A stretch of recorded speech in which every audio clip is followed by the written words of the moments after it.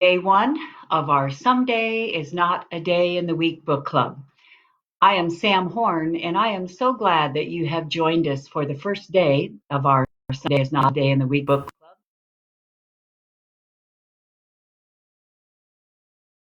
and feel that it matters. How could anything be more fun? Well, the only thing that's more fun is to do what we love, feel that it matters, and get to do it with people we enjoy and respect, and that's you.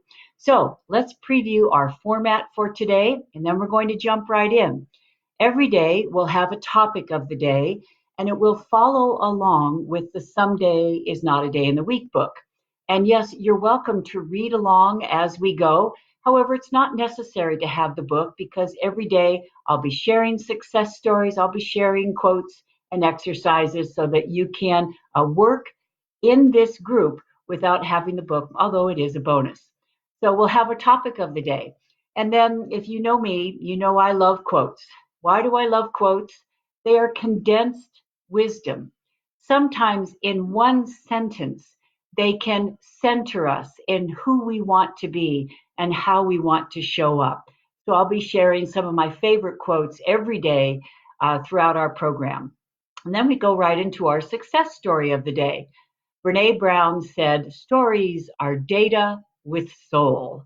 And I agree that one of the best ways to learn something is to hear a real life example of someone who has been there, done that.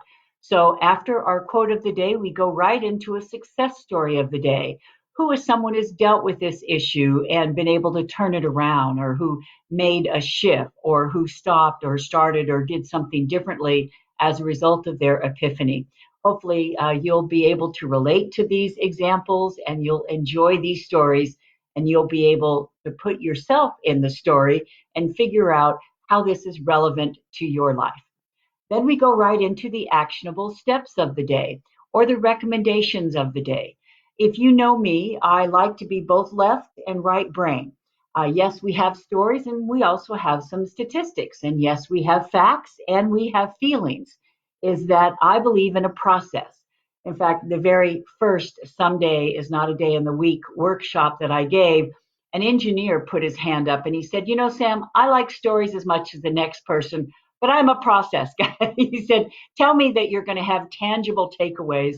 And I promise you that every day we will have tangible takeaways, some action steps, and some thought provoking questions that you can ask to think about how this might be showing up in your personal and professional life. After our actionable steps, then we have both a question of the day, and you can submit something to me right here on the Facebook group. If you have a question about, well, what if I try that and it doesn't work? Or, I agree with you, but I'm living with someone right now who doesn't buy into that. So ask your questions on the group, and I may feature your question that very next time we meet. And then we will be pulling out 3 to 4 questions that are actionable questions. These are questions that are designed for you to reflect on the material and to think about whether that's true for you and where that might be happening, and if it is serving you or sabotaging you, if it's compromising your happiness or if it's contributing to it. So we'll be talking about those questions. And what I might suggest is that you share this group with a friend. Many people tell me that they go on walk talks with a friend, physically distanced, of course, and they talk about these questions. And by answering them and having the opportunity to go deep and really think about them, they come up with some revelations and some ahas, and they double the pleasure, double the fun by answering these questions with someone they care about. Then we go into our preview of the next day, and that's our format every day. So let me practice what I teach, and let's jump right in. What is our quote of the day and our topic of the day? Topic, once again, is how to examine our happiness history, and it's based on this quote from Socrates. He said hundreds of years ago, an unexamined life is not worth living. And we're going to take 30 days to examine our life. What are we doing that's helping? What are we doing that's hurting? Right now, we kind of have a pause. And in fact, Pema Chödrön says that nothing ever really goes away until it teaches us what we need to know. So, what do we need to know about what's happening in our world right now? What do we need to know about how we are responding to what's happening? What do we need to know about how we can make a quality life for ourselves and the people we care about right here, right now, even in the midst of these circumstances? Now, the quote of the day is from Socrates, but I also have a story about that quote and what it means.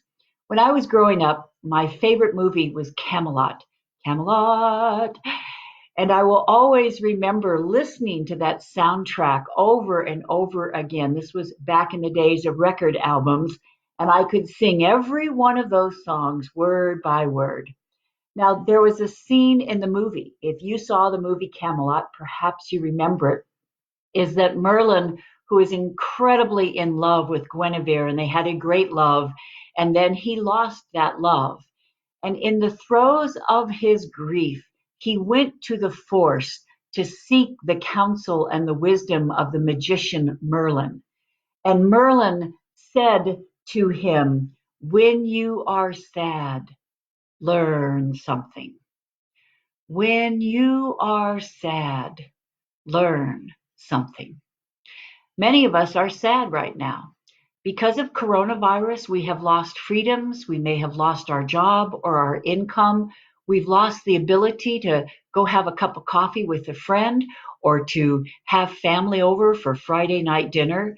And in the midst of being sad, what today is about is to examine our life and to figure out what it is that is really meaningful to us, what it is we really care about, and to take responsibility for bringing more of that into our life now, not later.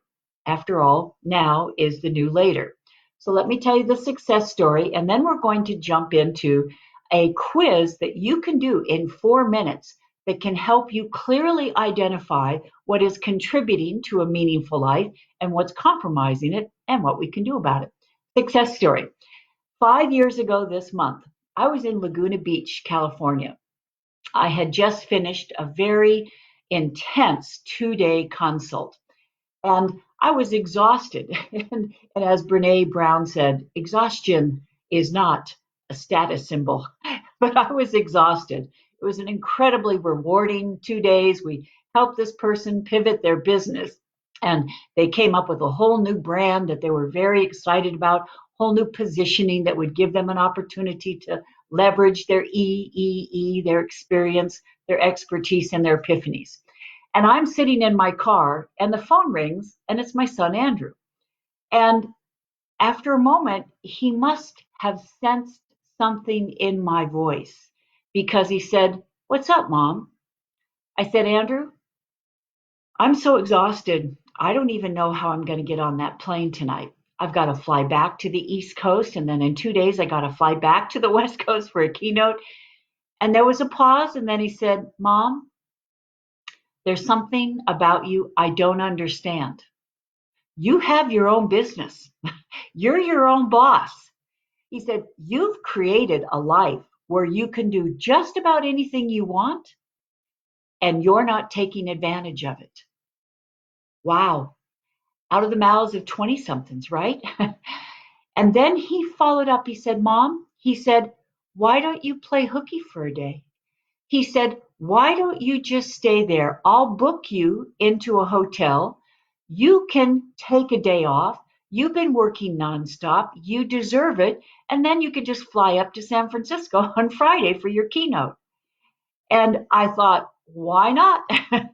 And half an hour later, I was going to sleep in the Laguna Beach Hotel with the window open and the sound of the surf outside my window. And I woke up that next morning and I turned over and I went back to sleep for an hour, which I had not done in years. And then I got up and I threw on my backpack and I went exploring.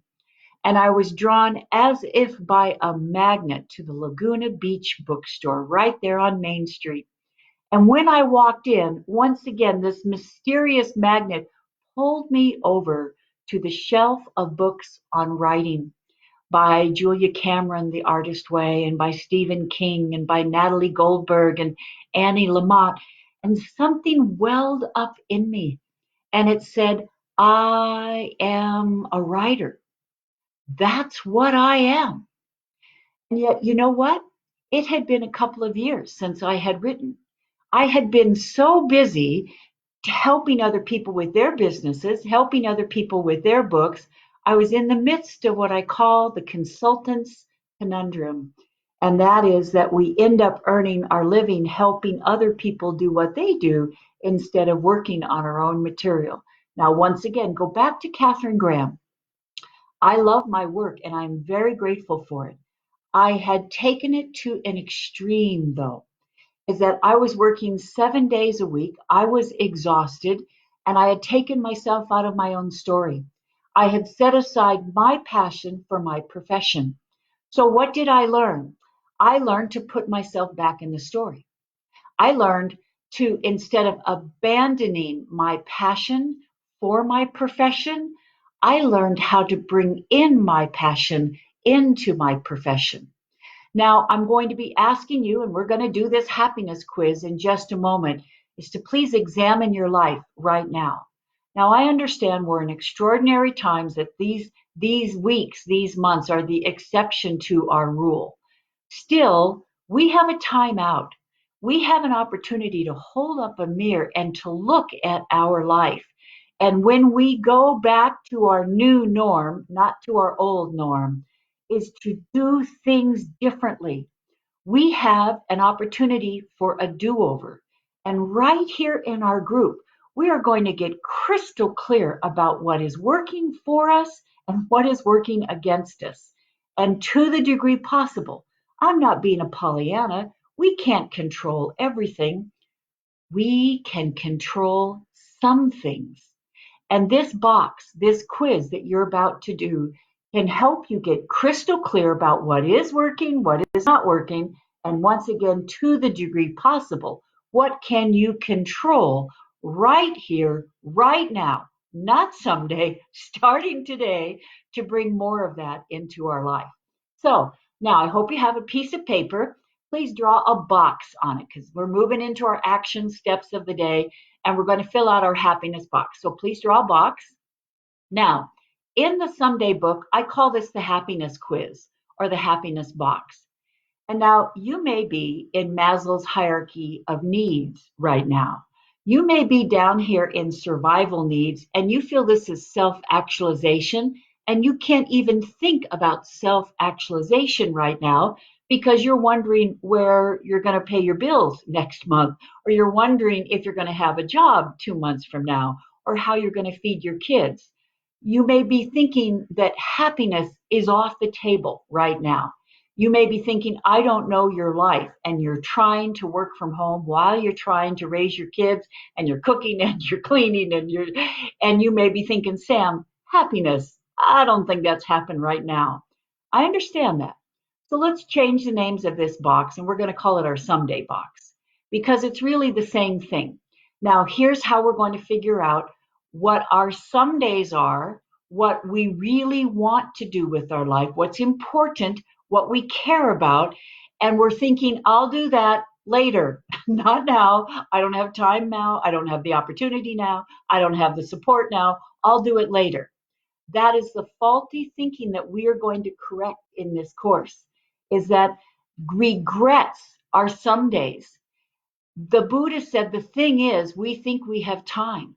We think that we'll have more time later. We think we'll have the opportunity later. And it is the perpetual procrastination of putting off what is important that will lead to a life that will result in regrets. So on this box, please divide it into 4 squares. So put a vertical line down the center, horizontal line across the center. So you have 4 squares, right? Upper left-hand box, please put a little 1. Upper right hand box, please put a little 2. Lower left hand box, please put a 3. lower right-hand box, please put a 4. And by the way, I will send you a copy of this happiness box or someday box afterwards so that you can print it out and fill it out and even put it on your refrigerator where you keep these insight in mind. Now, on top of box 1, which is upper left, please put the word doing, D-O-I-N-G. All right, top of box 2, upper right, please put the word not doing. All right, to the left of box 3, to the left of box 1, upper left, put the words want to.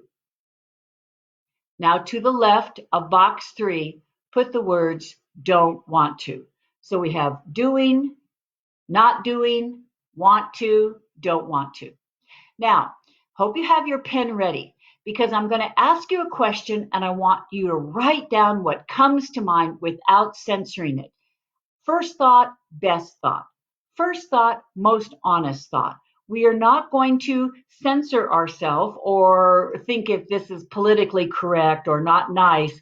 We're going to be honest. You don't have to show this to anyone. We're going to dig deep and examine our life and pull up what is working, what is not working, and then we'll figure out what to do about it.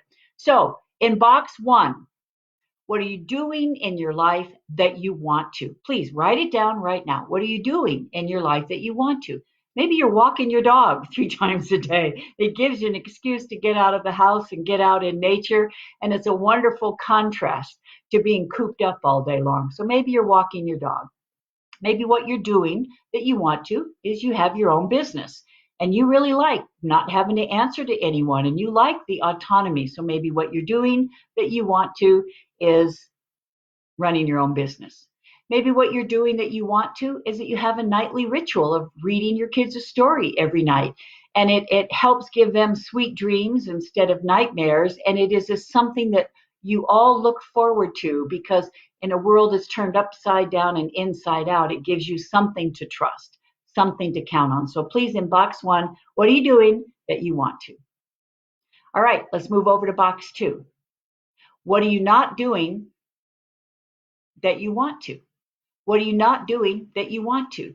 Maybe you're not exercising and you want to. Maybe you're not going to the gym, or you're not swimming at your favorite pool. You're not playing tennis. So what are you not doing that you want to?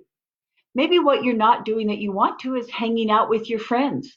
Maybe you have great friends and you go to concerts and you go to plays and you go to parks and you're not doing that and you want to.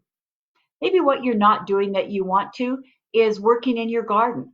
Maybe you used to have tomatoes every spring and you looked forward to having fresh tomatoes and your salads over the summertime, or so maybe you're not getting out in a garden. Maybe you're not playing music. Maybe you used to play piano or guitar and you abandoned it along the way and you just didn't have time. So you're not doing something that you used to love. Maybe you're not riding horses. You used to love that. So what are you not doing that you want to? All right, let's come down to box 3. You can see this one coming, can't you? What are you doing that you don't want to? Maybe what you're doing that you don't want to is you're kind of getting on each other's nerves and maybe you're fighting with your partner or you're bickering and you never wanted to do that, and these extraordinary times are causing you to take out a little bit of your stress on each other. Maybe what you're doing that you don't want to is watching news. And every single time you watch these doomsday reports, it scares you and frightens you and spirals you into depression. Maybe what you're not doing, or maybe what you're doing that you don't want to, is that you are watching Netflix or TV or social media, and you keep telling yourself you're going to do all these things like go to the virtual museums and see the Louvre, etc., and instead you're watching TV programs. So what are you doing and you don't want to? All right, box number 4.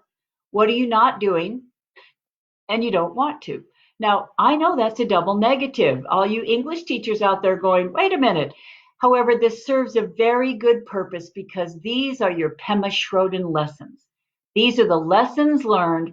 You used to do these and you do not do them anymore and you don't miss them and you don't want them to creep back into your life.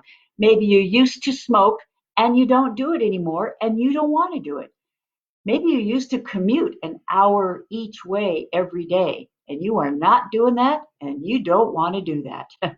Maybe you're not working with a toxic person or you're in a toxic relationship. You used to do that and you're not doing it and you don't want to. All right.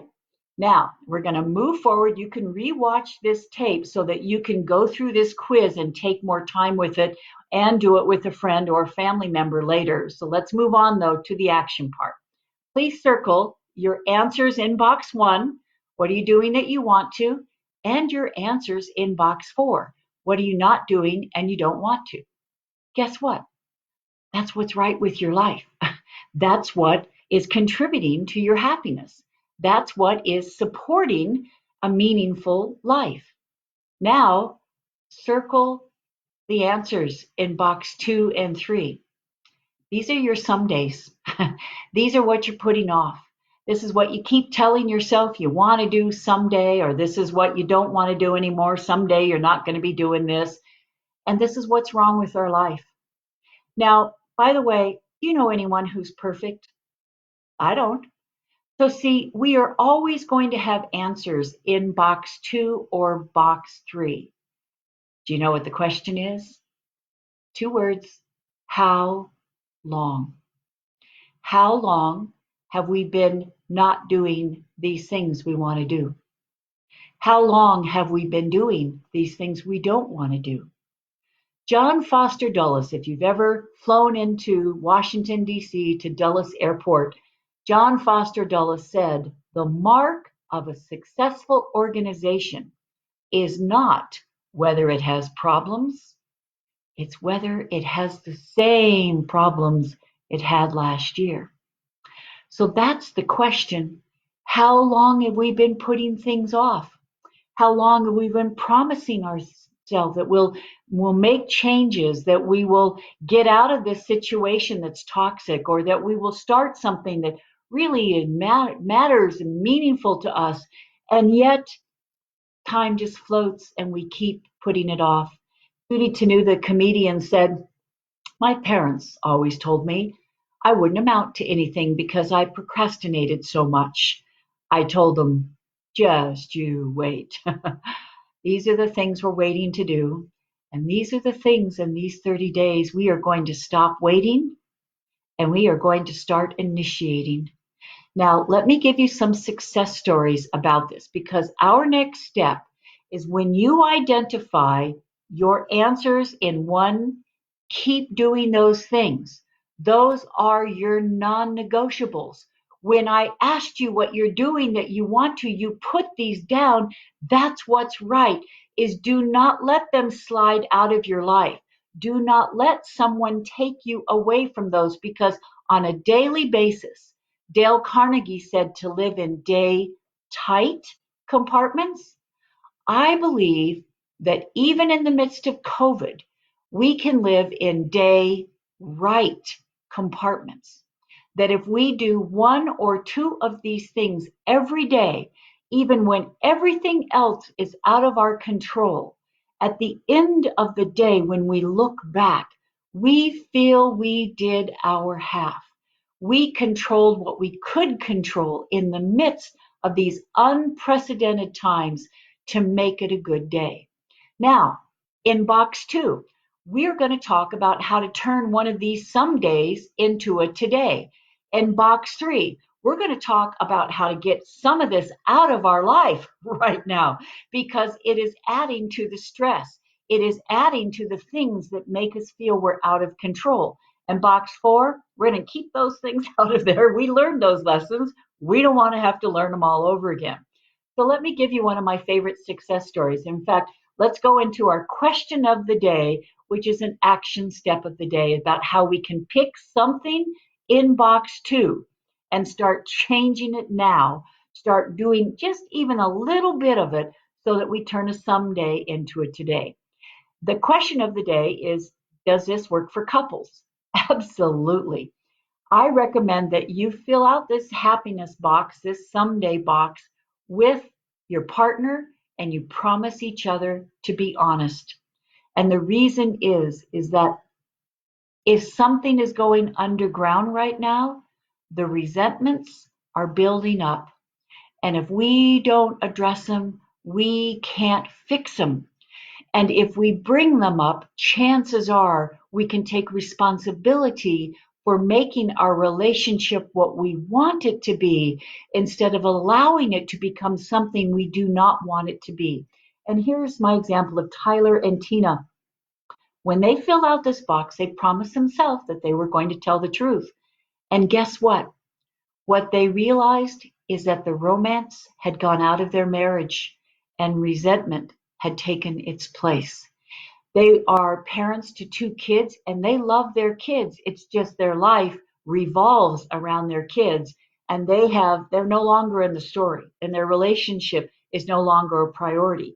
And the things that they used to love to do as a couple and as an individual are long gone. So what they realized is that they didn't have a lot of money. However, they could swap. So Monday night was Tina's night. And on Monday night, and these were the old days when we still went to work, is that Tyler would pick up the kids and take care of them and put them to bed. And it was Tina's night. She could go to yoga. She could go to the library. She could have dinner with a friend. She could do whatever she wanted to do. It was her night off, her night on to be the person she wanted to be, to counteract the rest of the week when she's taking care of everybody else but herself. She got to take care of herself on Monday night. Guess what? Wednesday night, Tyler's night. Same thing.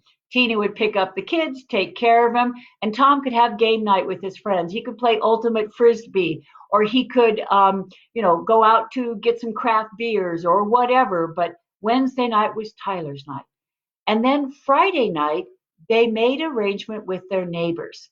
One Friday night, they would take care of all the kids, their neighbors' kids and their kids. And then the next time it was their turn. But now here's how they put the romance back in their marriage. They agreed to make it a surprise date night. So one time it was Tina's turn and she would plan something and it had to be new. It could not be going to a mall, getting dinner at the same old place or going to see a movie. It had to be something they hadn't done before. And they said that filling out that box, telling each other the truth, identifying what was going wrong, and then taking responsibility for making it right, not someday when they had more time or money, right now that the romance is back in the marriage and the resentment is gone. So here's my question to you. How would you fill out that box? And what can you do starting today instead of waiting for someday to bring more right into your life instead of what's wrong? Now, let me bring up those questions that I promised you I'd ask you. So please be thinking about this. I'm going to put this up in the Facebook group so that you can spend some time examining them, reflecting on them, hopefully coming up with some ahas, and then putting it in action. Because as Tony Robbins said, if you've made a decision and you haven't taken action, you haven't really made a decision. Make a decision right now to take action on something that you learned from that box. Question number one, if you had a day of hooky like I did, how would you spend it? And if you're thinking, Sam, that's not going to happen, I understand. How about a pretend hour of hooky? How would you do that?